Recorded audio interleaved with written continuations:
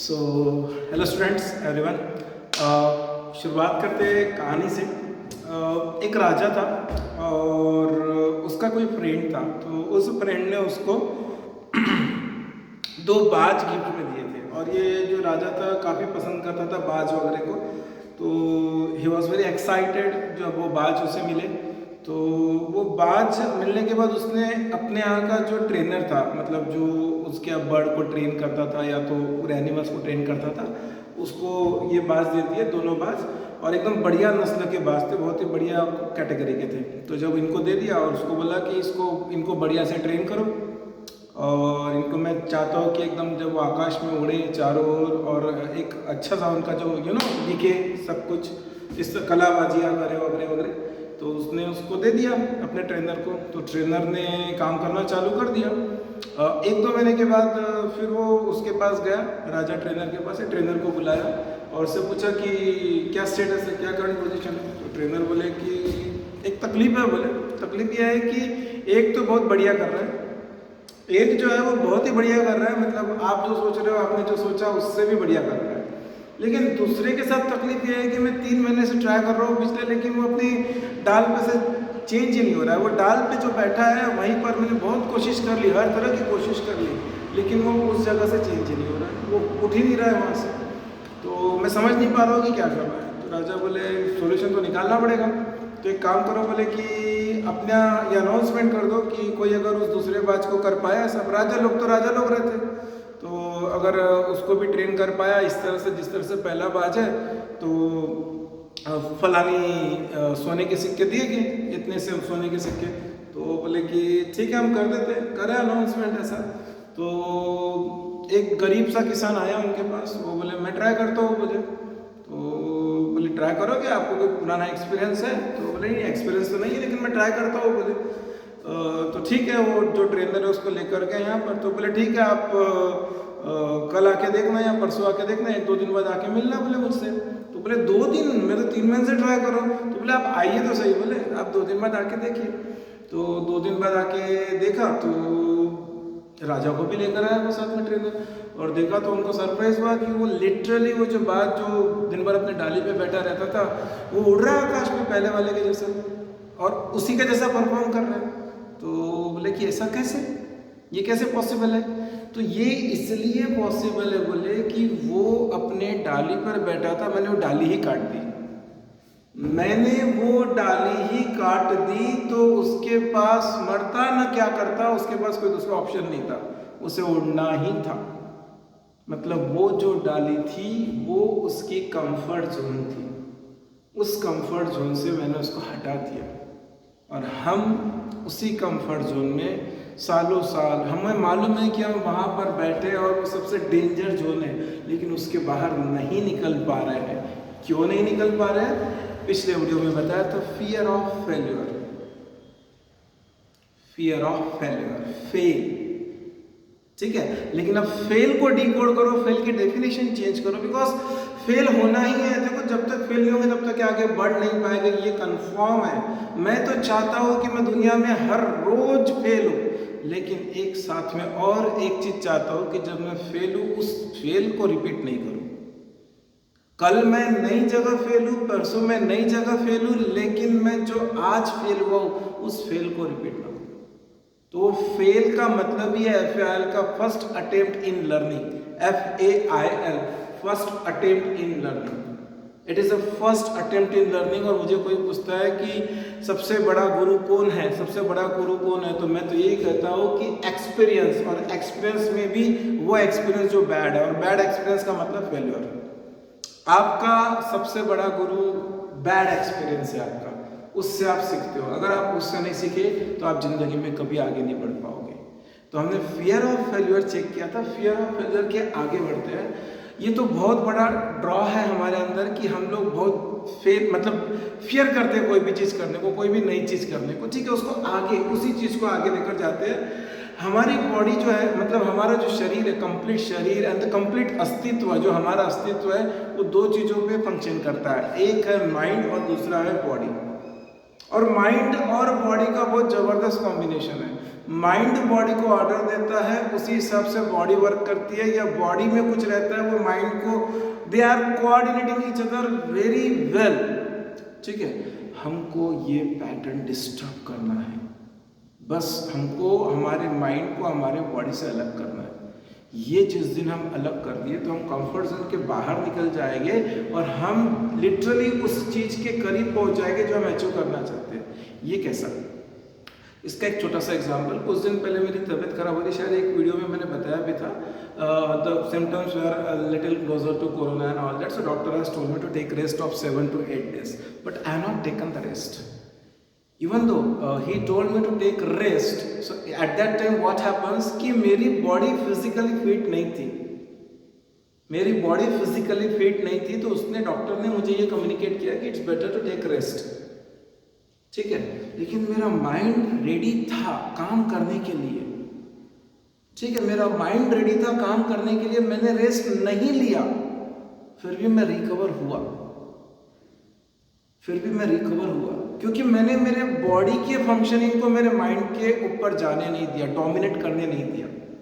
मेरे बॉडी को मैंने डोमिनेट करने नहीं दिया। मेरी बॉडी तो चाहती थी कि मैं रेस्ट करूं, और 99.9999% ऑफ द लोगों के साथ यही होता है कि उनका माइंड और बॉडी प्रॉपरली एक साथ फंक्शन करते हैं। इसको ब्रेक कर दो। हम सुबह उठने की कोशिश करते हैं, दिमाग बोलता है यार तू तो 8 घंटा सोया ही नहीं, 8 घंटा सो ले यार। तो मैंने कहीं तो भी पढ़ा था कि 8 घंटा रोज नींद लेनी चाहिए। बॉडी रेडी है लेकिन माइंड रेडी नहीं है। माइंड ने एकदम ऑर्डर दिया ना, तो फिर सो गए। उस समय अगर हमने हमारे बॉडी की सुनी और पटाख से जंप मारी और खड़े हो गए, ठीक है, तो माइंड कुछ नहीं कर पाएगा। ठीक है, तकलीफ देगा माइंड, हमको बहुत तकलीफ देगा। नहीं यार, बहुत कोशिश करता तू सो जा ना, 5 मिनट सो जा, स्नूज पे डाल दे यार अलार्म, ठीक है कुछ नहीं, 10 मिनट बाद का, 15 मिनट बाद का। लेकिन उस समय आपने आपके बॉडी की सुनी, या मैं ये कहूँगा बॉडी या माइंड में से उस चीज की सुनी जो कम तीव्र है। ठीक है, मतलब जिसकी इंटेंसिटी कम है, कम तीव्रता का जो है उसको, उसकी सुनी। क्योंकि ज्यादा तीव्रता क्या रहेगी, माइंड अरे नहीं यार सो जा, बॉडी ना, मॉर्निंग वॉक पे जाना है, माइंड कोसे जा रहा है, पहला राउंड मार लिया आपने, माइंड चिल्ला रहा है अरे जा घर पे, दिन भर बहुत काम करने हैं, पढ़ाई करनी है, ट्यूशन जाना है, ये करना है, वो करना है, मॉर्निंग वॉक नहीं, बॉडी कर रही है। एक राउंड मारा, फिर बॉडी की सुनी, दूसरा राउंड मारा, तीसरा राउंड मारा, तीसरे राउंड के बाद वो जो माइंड है झक मार के आपको सपोर्ट करेगा, आपके बॉडी को सपोर्ट करेगा। और चौथे राउंड में तो माइंड बॉडी को डायरेक्शन देगा, भाई ये जगह खत्म होगी, अब नई जगह जाते हैं। बस वो ब्रेक कर दो, ये पैटर्न को ब्रेक कर दो, बॉडी एंड माइंड। ठीक है, बॉडी एंड माइंड। इसका दूसरा एग्जांपल देता हूँ, छोटे छोटे, मैं हमेशा मेरे वीडियो में बोलता हूँ कि बड़ा चीज नहीं करनी है यार, छोटी छोटी चीजें करो, अपने आप बड़ी हो जाएगी। खुद से छोटे छोटे कमिटमेंट लो, जैसे 5 घंटे मोबाइल नहीं देखेंगे, ये नहीं करेंगे। मैं बताता हूँ, मैं मेरे खुद के एग्जांपल देता हूँ। गैलरी में कभी मौका तो नहीं मिलता खड़े रहने का, लेकिन पहले की बात करो, गैलरी में कभी खड़ा रहता हूँ मैं, ठीक है। तो सपोज 15 मिनट खड़ा रहो, 20 मिनट खड़ा रहो, या सपोज कुछ भी फोन पे बात कर रहे हो, कुछ भी कर रहा हो, गैलरी में अगर मैं खड़ा हूँ तो एक छोटा सा मैं खुद से ले लेता हूँ कि यार मैं नीचे नहीं देखूंगा, मैं सीधा देखूंगा, कुछ गेन नहीं करना है मैंने उससे। लेकिन जब मैंने ये डिसीजन ले लिया कि मैं नीचे नहीं देखूंगा, और सपोज मैं कर पाया, तो उसमें क्या होगा कि मेरा खुद के बॉडी पे कंट्रोल बढ़ जाएगा। यानी मेरे माइंड को ये होगा कि यार इस आदमी के साथ रहना है तो इसकी सुनना पड़ेगा, इसका खुद पे बहुत कंट्रोल है। ये बहुत जबरदस्त, जिसको बोलते हैं कि डेंजरस, डेडली कॉम्बिनेशन है माइंड एंड बॉडी का। एक हमेशा दूसरे के अपोज में जाएगा। लेकिन अगर एक बार आपने कंट्रोल कर लिया कि ना मैं वही करूंगा जो मेरे लिए सही है, तो चाहे कितनी कोशिश कर लो वो अगला नहीं कर पाएगा। कुछ समय तक की बात है। वो कहते हैं कि बॉल को फोर्स, मतलब बॉल को आगे ले जाना है तो बस शुरुआत में एक प्रेस देना पड़ता है। एक बार हमने वो दे दिया तो ऑटोमेटिकली बॉल आगे जाता है, फिर उसको जरूरत नहीं पड़ती है। ठीक है, बस स्टार्टिंग कर लो, बिस्तर पे से जंप कर लो, बस वो जंप कर लिया कि ऑटोमेटिकली माइंड को सुनना ही सुनना है। ठीक है, ये जो बड़े बड़े लोग हैं ना, ये बड़े बड़े लोगों का कंसेप्ट ही वो है। वो लोग बिल्कुल माइंड और बॉडी में से उस चीज को फॉलो करते हैं कि दूसरे को ऑटोमेटिकली उसको फॉलो करना पड़ता है, क्योंकि अगर समझ लो एक बार आपका उस चीज पे कंट्रोल आ गया तो आपको लगेगा ही नहीं कि आप कंफर्ट जोन में हो। आप अपनी रूटीन करते रहोगे, जो भी चीज आपको करना है, जो भी आपके छोटे छोटे टास्क है, छोटे छोटे टारगेट है, जिसको पूरा करके आप बड़े टारगेट पर जाओगे तो वो ऑटोमेटिकली होते रहेंगे। ठीक है, तो हमको ये पैटर्न को ब्रेक करना है। ठीक है, एक और पैटर्न, डिसीजन मेकिंग इंक्रीज करो, क्योंकि हम डिसीजन नहीं ले पाते। अरे यार मैंने वो कर लिया तो क्या होगा, अच्छा क्या होगा, ये हमारे दिमाग में सोच भरी हुई है समाज ने, हमारे चारों ओर जो लोग हैं, हमारा जो पास्ट परसेप्शन, जिसको बोलते हैं इंग्लिश में परसेप्शन, हमने परसीव करके रखा है यार वो 2 महीने में तुझे ही क्रैक ही नहीं होता है, दुनिया ने तो 2 साल में क्रैक नहीं किया तो 2 महीने में क्या होगा। लिटिल नॉलेज, वो बोलते हैं ना फियर ऑफ अननोन, हमको नॉलेज ही नहीं है इस चीज का कि 2 महीने में भी वो चीज अचीवेबल है, लेकिन हम ऐसे अरे हो ही नहीं सकता, क्यों? क्योंकि उसने ट्राई किया था, उसने किया था, नहीं हुआ। बस सोच के पागल होके बैठे हम। अरे भाई सब हम सोचेंगे तो दूसरे क्या सोचेंगे, और ये और तकलीफ है कि वो क्या सोचेगा, ये क्या सोचेगा, वो क्या सोचेगा। दुनिया के बारे में हम सोचते बैठते, अरे भाई उनको सोचने दो ना, अगर उनके बारे में भी हम सोचेंगे तो वो क्या सोचेंगे यार, उनको सोचने दो। डिसीजन नहीं ले पाते, सही समय पर डिसीजन नहीं ले पाते। सही समय पर डिसीजन अगर ले लेंगे तो जिंदगी में आगे बढ़ने के लिए आपको जितने भी ऑब्स्टेकल्स आने वाले सबको आप निस्तनाबूद कर सकते हो, कॉन्कर कर सकते हो। ठीक है, डिसीजन मेकिंग का मेरे सामने इतने सारे एग्जाम्पल मैं दे भी चुका हूँ। नरेंद्र मोदी, मालूम था उस व्यक्ति को कि उसके साथ क्या होगा जब वो डिमोनेटाइजेशन करेगा, जब वो जीएसटी चालू करेगा क्या होगा, पाकिस्तान पे एयर स्ट्राइक करेगा क्या होगा, लेकिन डिसीजन लिया और उस पर स्टिक रहा कि नहीं चाहे कुछ भी हो जाए, और वो सब डिसीजन देश के लिए बेनिफिशियल रहे। पाकिस्तान की हिम्मत नहीं कि वो अटैक करे। अभी कुछ दिन पहले ऐसे छोटी-मोटी सी एक मिसाइल चले गए थे पाकिस्तान में, पिछले हफ्ते की बात है, क्या हो गया था, पागल जैसा हो गया था, पाकिस्तान यूनाइटेड नेशन में पहुंच गया, इंडिया ने मिसाइल डाल दिया। वो रीजन कुछ और था मिसाइल का, वो अलग स्टोरी है, उस पर जाना नहीं है। Decision making Vladimir Putin, president of Russia, मालूम नहीं था क्या होने वाला है, लेकिन अपने देश को सिक्योर करने के लिए डिसीजन ले लिया। पहले बहुत कोशिश करी यूक्रेन को समझाने की, यूक्रेन नहीं समझा, यूक्रेन को अमेरिका हड़का रहा था, नहीं अरे तुम कर लो, ठीक है, नहीं समझा। आज क्या हुआ, पूरी तरह से बर्बाद हो गया यूक्रेन। उस बंदे ने डिसीजन ले लिया था, अब नहीं छोड़ूंगा। क्या उसने सोचा नहीं था कि यार मेरे साथ क्या हो सकता है, ठीक है, लेकिन उसने ये सोचा कि मेरे लिए ज़्यादा जरूरी ये है, आज मुझे ये डिसीजन लेना जरूरी है, अदरवाइज कल मेरे साथ क्या क्या हो सकता है, मेरे कंट्री के साथ क्या हो सकता है। आज मेरे लिए ये करना जरूरी है। मैं नहीं सोचूंगा या मैं नहीं सोचूंगी कि 5 लाख 10 लाख 20 लाख दूसरे लोगों का 2 साल में जेल नहीं हुआ तो मेरा 2 महीने में कैसे होगा। मैं ये नहीं सोचूंगी, मैं नहीं सोचूंगा।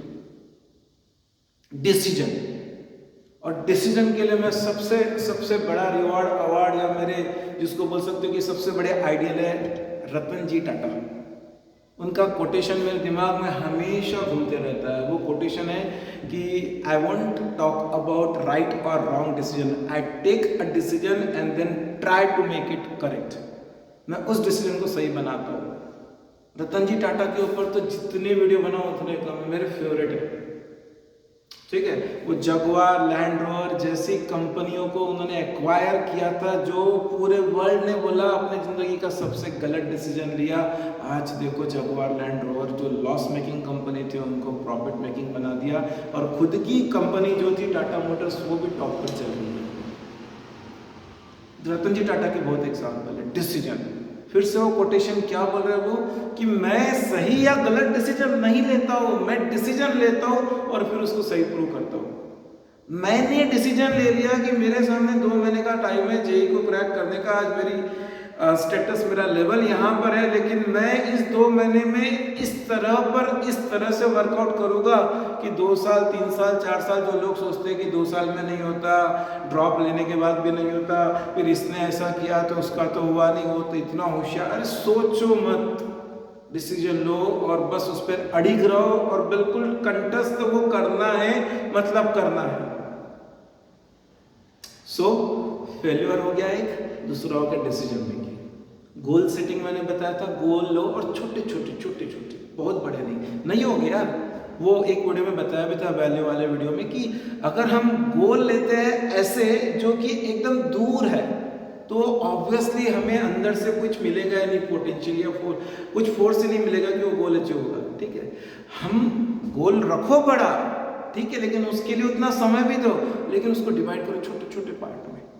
मुझे आज के लिए इतना करना है, कल के लिए इतना करना है, परसों के लिए इतना करना है, ठीक है। और बिलीव मी घर से लेके घर के बाहर रिश्तेदार, अड़ोसी पड़ोसी, फ्रेंड, फोर्स, किसी का मत सुनो। ये बात मैं घर की भी बात कर रहा हूँ, मैं जनरली पेरेंट्स की बात नहीं करता हूँ, पेरेंट्स पूजनीय है, अनुकरणीय है, उनकी बात कभी नहीं करता हूँ मैं, लेकिन यहाँ बोलेगा बिकॉज हमारी मम्मी हमारे पापा बोलेंगे तेरे से होगा नहीं, ये बोलेंगे वो लोग, और वो सही है अपनी जगह, क्योंकि उन्होंने हमारा इस तरह का पास देखा है।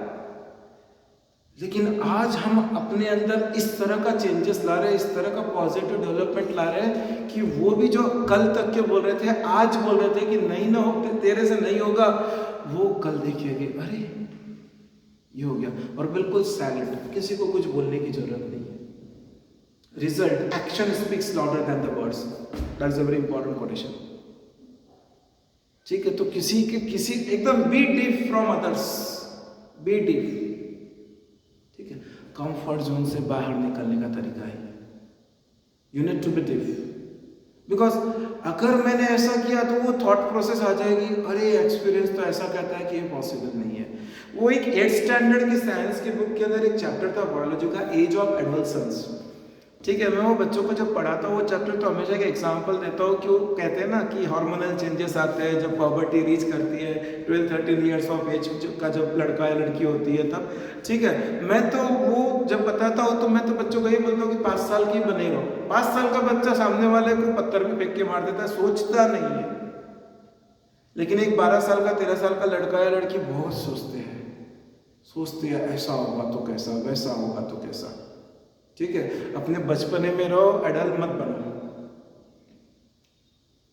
ठीक है। वो कभी नहीं सोचेंगे, पत्थर उड़ा के कांच फोड़ देंगे अगले वाले के घर का, फोड़ो कांच, मतलब उसके जैसा डिसीजन लो, कांच फोड़ के जेई नहीं मिलेगा, ठीक है, वैसा डिसीजन। छोटी छोटी चीजें अपने आप को डेवलप करो, ठीक है। तो body, mind, fear of failure, decision, ठीक है, गोल सेटिंग, ये 4 पॉइंट के ऊपर पूरा आपका कंफर्ट जोन खेलता है, ठीक है। अब आगे और क्या, अब आगे हमको जब बढ़ना है तो कुछ छोटे छोटे इसके उसके एक्सपीरियंस से सीखने की कोशिश करो, ठीक है। हम यूनिक है, ठीक है। उसका नहीं हो पाया तो इसका कैसे होगा या मेरा कैसे होगा, ये हम हमेशा सोचते हैं। लेकिन उसका नहीं हो पाया इसलिए तो मेरा हो पाएगा, तभी तो मैं उससे आगे हूँ। वो क्रिटिसाइज जो करते हैं ना हमें, ठीक है, उसको पॉजिटिवली लो। मैं तो बोलता हूँ कि जो क्रिटिक्स है मेरे, वो मेरे बेस्ट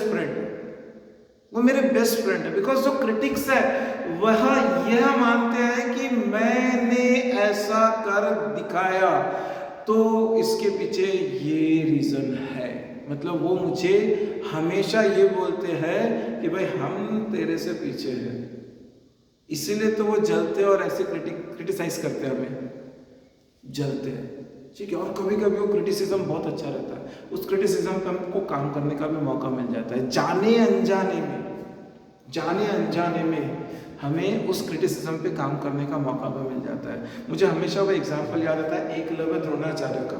ठीक है। एकलव्य जब द्रोणाचार्य के पास गए और बोले कि मुझे धनुर्विद्या सीखनी है एक्सेट्रा एक्सेट्रा, द्रोणाचार्य बोले नहीं मैं नहीं सिखा पाऊंगा, वो जो भी रीज़न था उस रीज़न में मुझे जाना नहीं है अभी, ठीक है। तो एकलव्य ने द्रोणाचार्य की मूर्ति बनाकर धनुर्विद्या सीखी।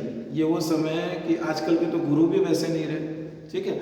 और द्रोणाचार्य ने बहुत गलत किया था, ठीक है, गलत गुरु की एग्जाम्पल दे रहा हूँ मैं, गलत किया था बहुत, ठीक है। तो वो धनुर्विद्या सीखा और द्रोणाचार्य के पैर पड़ने गया, बोला कि मैंने आपकी मूर्ति से धनुर्विद्या सीख ली है। तो द्रोणाचार्य बोले अल्टीमेटली तूने मेरा सपोर्ट तो लिया, ये मेरी मूर्ति से सीखी है तो तुझे गुरु दक्षिणा देनी पड़ेगी, और गुरु दक्षिणा में अंगूठा ले लिया और अंगूठे से ही धनुष बाण चलाते हैं, ठीक है। तो वो एकलव्य वैसा हो गया, ठीक है। तो मैं यहाँ पर एग्जाम्पल क्या देना चाहता हूँ, मेरा एग्जाम्पल बहुत सिंपल है, ठीक है। मेरा एग्जाम्पल बहुत सिंपल है, किसी भी चीज के अंदर इतने मगन हो जाओ कि फिर आजू बाजू में क्या हो रहा है क्या नहीं हो रहा है कोई काम, कोई जरूरत नहीं। मैं कुछ समय पहले की बात है, I think to be precise जनवरी का पहला वीक था।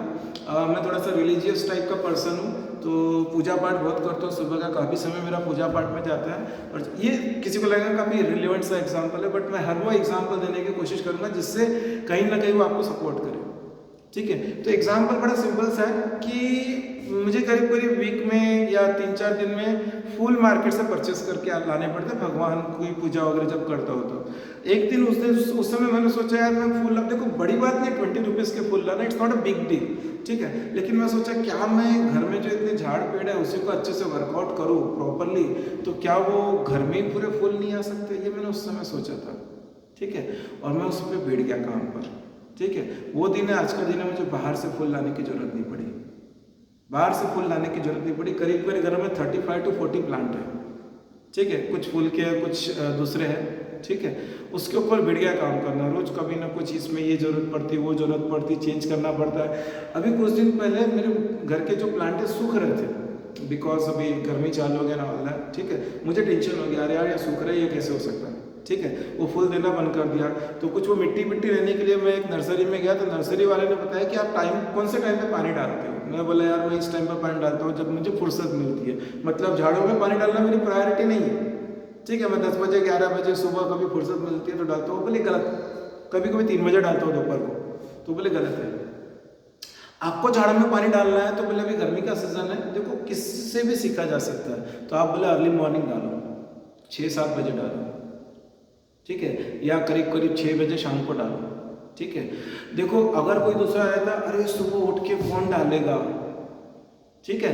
लेकिन धुन चढ़ी हुई है, क्या धुन चढ़ी हुई है, पर्पस है कि मुझे अपने घर में उगे हुए ही फूल का यूज करना है, बाहर से मैं लाऊंगा नहीं। कोई बड़ी बात नहीं 20 रुपीज के फूल लाना, ठीक है।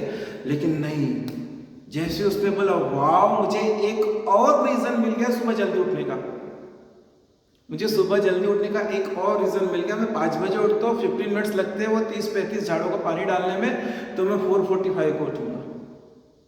ये मैंने कितने पॉजिटिवली लिया, ठीक है। और एग्जाम्पल देने के पीछे का रीजन भी यही था कि कुछ पर्पस बना लो यार। वो जो पर्पस है ना, वो जो मैंने पीछे भी बोला कि आपके अंदर ऐसी आग लगाएगा कि आप कंफर्ट जोन में जाओगे नहीं, आप कंफर्ट जोन में जाओगे नहीं, ठीक है।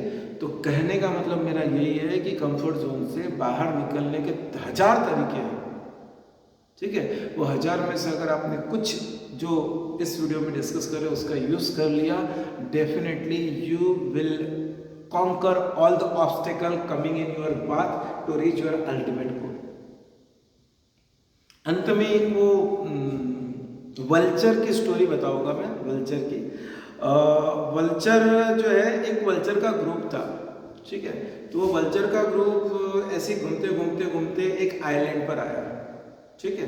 तो वो आइलैंड पर आया, तो आइलैंड पर जाकर देखा तो उनको बिल्कुल सब कुछ आराम से करने को मिल गया, मतलब उनको जो भी वो चीज़ खाते हैं वो मिल गया, रहने को मिल गया आराम से, एवरीथिंग वाज फाइन, ठीक है। दे वर एंजॉयिंग देयर लाइफ, ठीक है।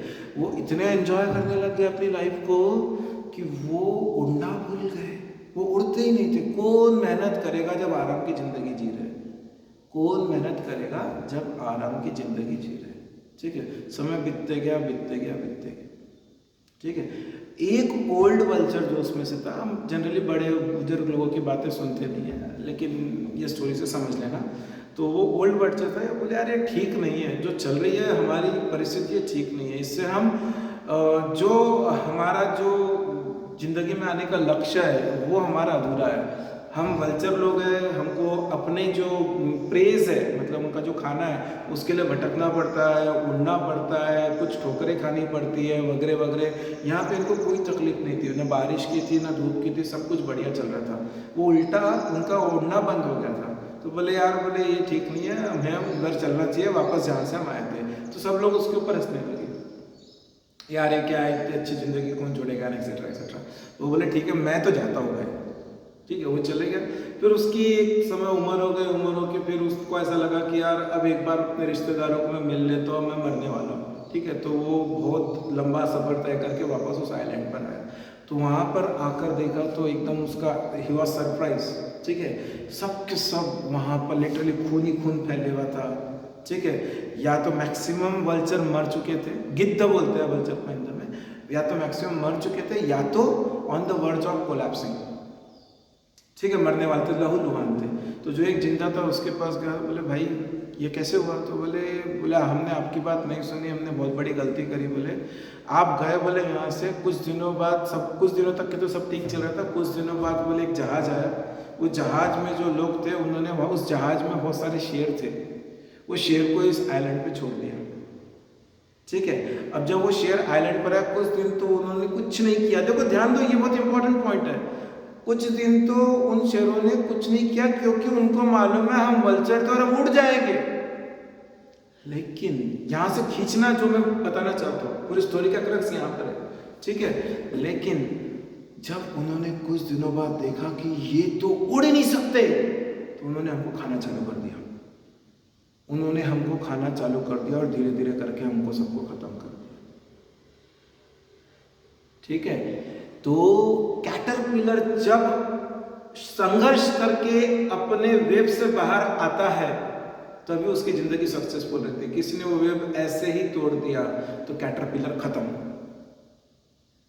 इन्होंने संघर्ष करना छोड़ दिया था, अपने कंफर्ट जोन में चले गए थे, अपने कंफर्ट जोन में चले गए थे। बस कहानी बताने के लिए हजार है, लेकिन क्रक्स सबका, मकसद सबका, पर्पस सबका एक ही है कि आपको अगर आपका गोल अचीव करना है तो दुनिया को मारो गोली, दुनिया के बारे में सोचना बंद करो। अपना बस पर्पस जो है उसको अचीव करने के लिए जो कोशिश कर सकते हो वो कर लो।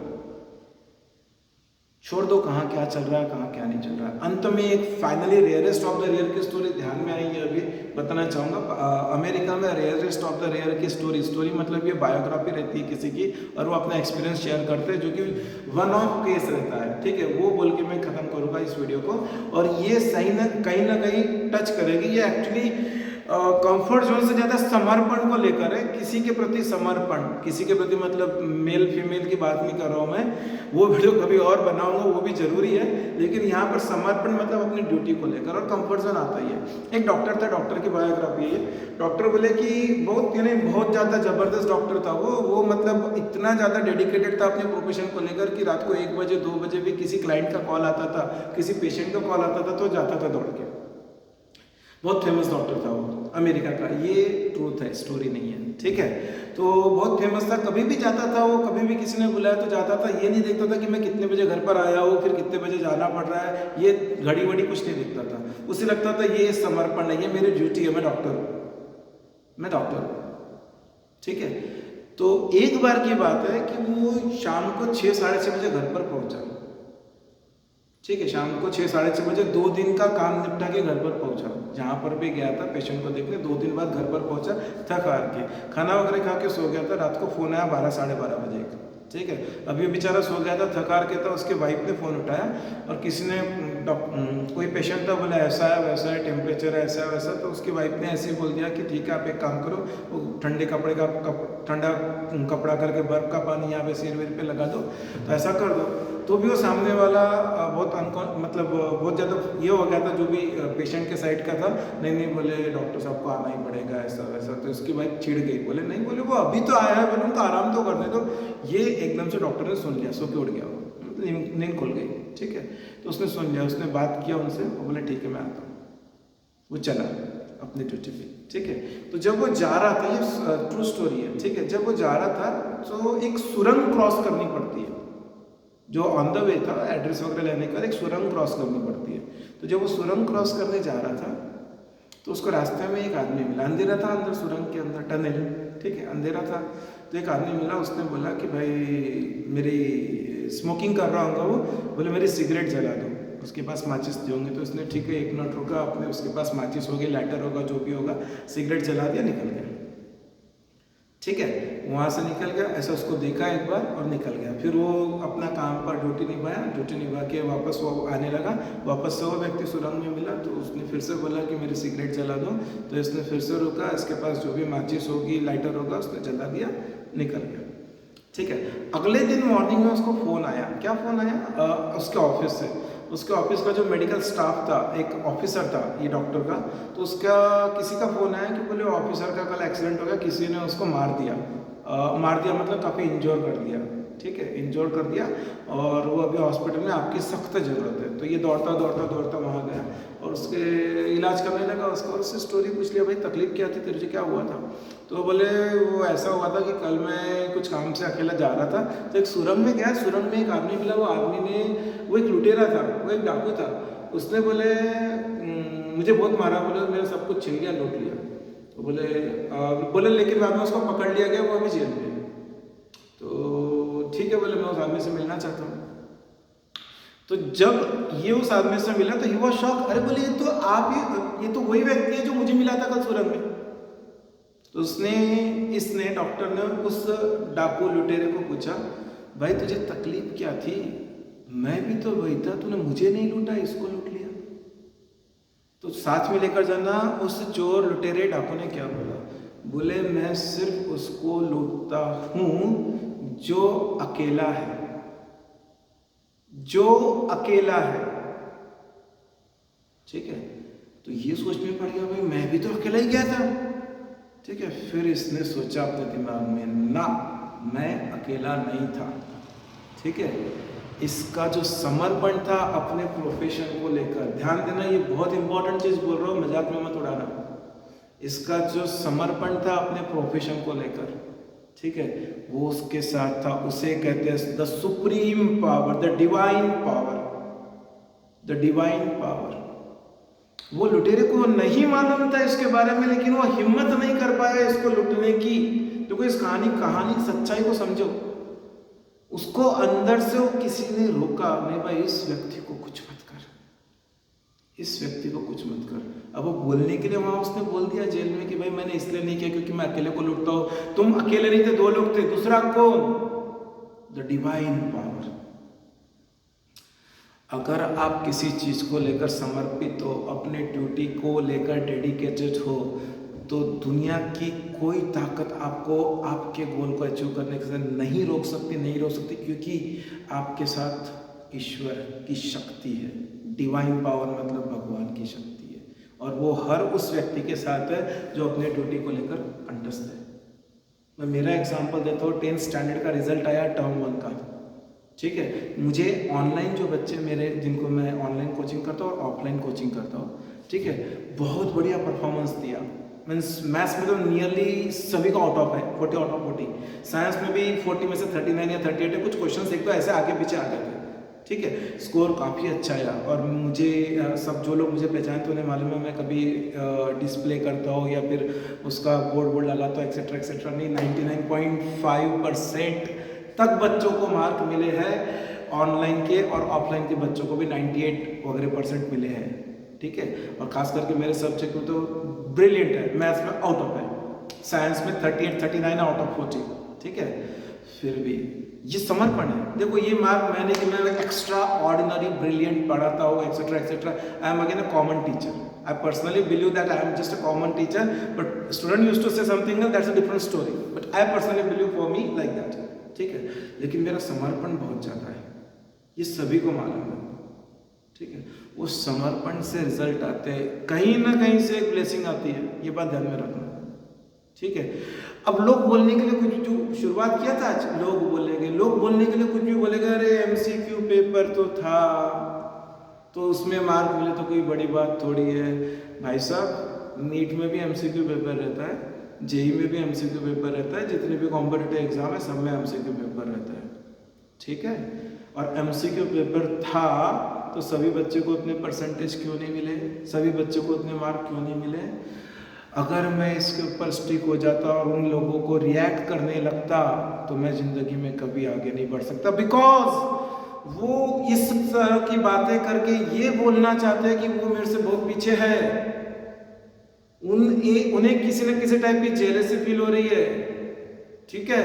तो कहने का मतलब है, फिर से उसी टॉपिक पे एंड करना चाहता हूँ कि लोग क्या सोच रहे हैं मत सोचो यार, कुछ तो भी डिफरेंट करो, कंफर्ट जोन से बाहर निकलना है। पिछले वीडियो में बताया था, डेली रूटीन को चेंज करो, डेली रूटीन को चेंज करो। अगर मैंने ऐसा किया तो उसको क्या लगेगा, मम्मी क्या बोलेगी, पापा क्या बोलेंगे, भाई क्या बोलेगा, फ्रेंड क्या बोलेगा, एक्सेट्रा एक्सेट्रा, ठीक है। सोचना छोड़ दो। नरेंद्र मोदी, व्लादिमीर पुतिन, रतन जी टाटा, नहीं सोचा कभी लोग क्या बोलेंगे? अरे लोग तो बोलेगे ना भाई। अरे जब राइट ब्रदर्स ने हवाई जहाज का आविष्कार किया था तब वो क्या लोग हंसे नहीं थे उनके ऊपर? किया था, पता नहीं, वो असलियत कुछ और है, ठीक है। लेकिन लोग हंसे नहीं हो तो उन्होंने बोला था हम बस वो कुछ लोहे के पुर्जे उठाएंगे और उसको उड़ाएंगे। अरे वाह भाई वाह, ऐसा कोई पॉसिबल है? लोग हंसे नहीं? लोग हंसे, बहुत हंसे। आपके ऊपर भी हंसना चाहिए। जिस दिन आपके ऊपर लोगों ने हंसना चालू किया उस दिन समझ लेना आप दुनिया चेंज करने वाले हो, आप इस दुनिया में अपना अस्तित्व चेंज करने वाले हो। मैं हमेशा एक बात बोलता हूँ कि गंगा नदी जो है गोमुख से निकलती है, गंगोत्री से निकलती है और गंगा सागर में खत्म होती है। तो ये प्रवाह, ये जो फ्लो है, ये फ्लो के थ्रू चलना है। तो कोई अगर गंगोत्री में ऐसी गया तो गंगा सागर पहुंच जाएगा फ्लो के थ्रू, ठीक है। इंसान वो है जो गंगा सागर से गंगोत्री की ओर जाए।